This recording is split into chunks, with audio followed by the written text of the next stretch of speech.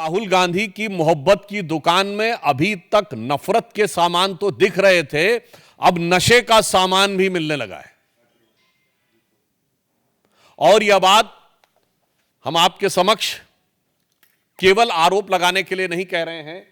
हमारे पास वो Indian youth Congress के में मुख्य आरोपी तुषार गोयल का अपॉइंटमेंट लेटर है। ये 24 मार्च 2022 और महत्वपूर्ण बात यह है कि इस अपॉइंटमेंट लेटर में राहुल गांधी जी और सोनिया गांधी जी का भी जिक्र है। मैं आपके समक्ष पढ़े दे रहा हूं। लिखा हुआ है कि dear mister Tushar, I hereby please to appoint you as chairman RTI department of Delhi Pradesh youth Congress with immediate effect. आगे की लाइन इंपॉर्टेंट है। Indian youth Congress is confident that you will devote yourself time and energy further strengthening the organization with as the Congress party under the able and dynamic leadership of Sri Rahul Gandhi ji, Srimati Sonia Gandhi ji, Sri Krishna Allavar ji in charge Indian Youth Congress and Sri Srinivas BV the president।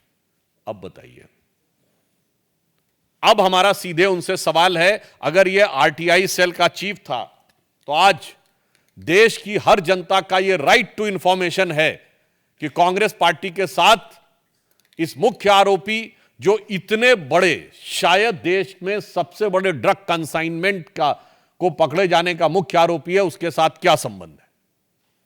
दूसरा, संबंधों का सिलसिला सिर्फ यहां तक नहीं है। यह श्री दीपेंद्र हुड्डा जी के साथ इनकी फोटो है।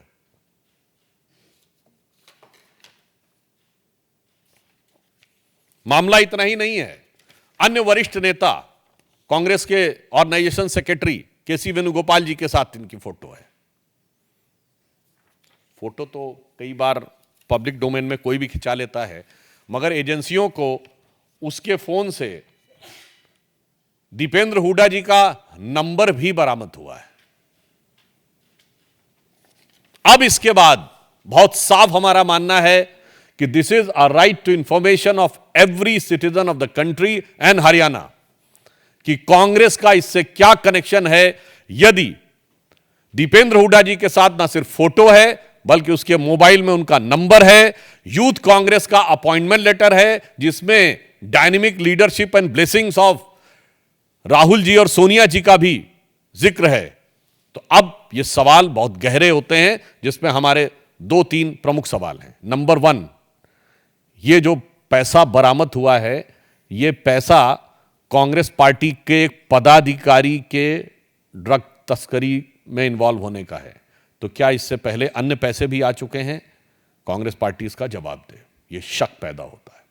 दूसरा शक, यह जो पैसा है क्या ये चुनाव की प्रक्रिया के लिए तो नहीं प्रयोग हो रहा था? 5,600 करोड़ रुपए किस पर्पस से था और कांग्रेस पार्टी से इसका क्या संबंध है? तीसरा प्रश्न, क्या कांग्रेस पार्टी ने किसी ड्रग माफिया को या ड्रग पेडलर को अपनी पार्टी का पदाधिकारी बनाने में यह शक पैदा होता है कि किसी प्रकार का कोई अरेंजमेंट तो नहीं है? हम यह साफ पूछना चाहते हैं कि अगर उनकी सरकार यदि आ जाती तो इस प्रकार के ड्रग माफिया को हरियाणा में काम करने के लिए उसी प्रकार की छूट मिलती है। ये 3 सवाल देश की जनता के सवाल हैं।